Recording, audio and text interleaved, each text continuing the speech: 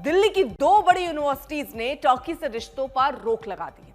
दोनों ने इसके लिए राष्ट्रीय सुरक्षा का हवाला दिया, लेकिन साफ है कि ऑपरेशन सिंदूर ने दोनों ही देश पाकिस्तान के साथ खड़े थे और टर्की ने तो अपने सैकड़ों ड्रोन के साथ उनके जरिए भारत पर हमला करने के लिए अपने सैनिक भी भेजे थे। उसमें से 2 ड्रोन ऑपरेटर भारत के पलटवार में मारे भी गए। दूसरी तरफ अजरबैजान ने पाकिस्तान के आतंकी ठिकानों पर भारत के हमले की ही निंदा की और वो पाकिस्तान के साथ खड़ा रहा। और ये दोनों ही देश ऐसे हैं जहां हर साल लाखों भारतीय पर्यटक आते हैं, लेकिन अब देश में दोनों के बाइकॉट की आवाजें तेज हैं। इस बीच जवाहरलाल नेहरू विश्वविद्यालय ने टर्की की इनोनू यूनिवर्सिटी के साथ अपने जो कोर्स हैं उनको फिलहाल निलंबित किया है। वहीं जामिया मिलिया इस्लामिया ने और भी कड़ा रुख अपनाते हुए कहा है कि टर्की के किसी भी संस्थान से उसका कोई लेना देना नहीं होगा और वो सरकार और देश के साथ खड़ा है।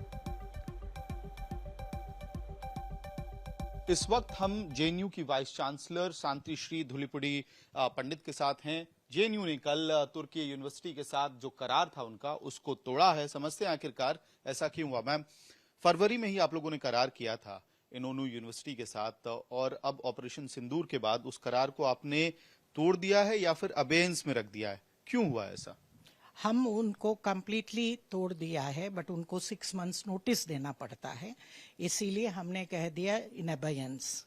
क्योंकि जवाहरलाल नेहरू विश्वविद्यालय एक केंद्रीय विश्वविद्यालय है और इंडियन टैक्स पेयर का पैसे पे, सब्सिडी पे यहाँ लोग पढ़ते हैं, तो इसीलिए ये भी हम भी भारतीय यूनिवर्सिटी है, हम भारत के साथ खड़े होते हैं। दूसरा, हमारा नेवल चीफ और आर्मी चीफ जेएनयू एलमनाई है।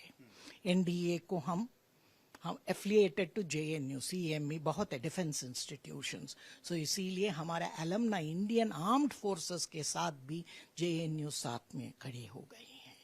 और आप ऑपरेशन सिंदूर के टाइम पे भारत का इंटेलिजेंशिया एकेडमिया, जो जेएनयू का भारत का नंबर 1 यूनिवर्सिटी हम बताते हैं, हम मार्गदर्शक रहना चाहिए। और इसीलिए हम कह दिया, जो भारत विरोधी है, जो भारत में आतंकवाद फैलाते हैं और रिलीजियस ऑब्स्क्यूरेंटिज्म, एक्सक्लूसिज्म, जो धर्म के नाम पे लोग को मारते हैं, वो भी सिविलियंस को, ये लोग डरपोक हैं और किसी पंथ या धर्म इसको सपोर्ट नहीं करते। इसीलिए जेएनयू जैसा जो एकेडमिक हायर एजुकेशन इंस्टीट्यूशन है, भारत के साथ रहना है। और लास्टली ये इतना सक्सेस हुआ क्योंकि 3 इश्यूज एक साथ आया, ट्रायड।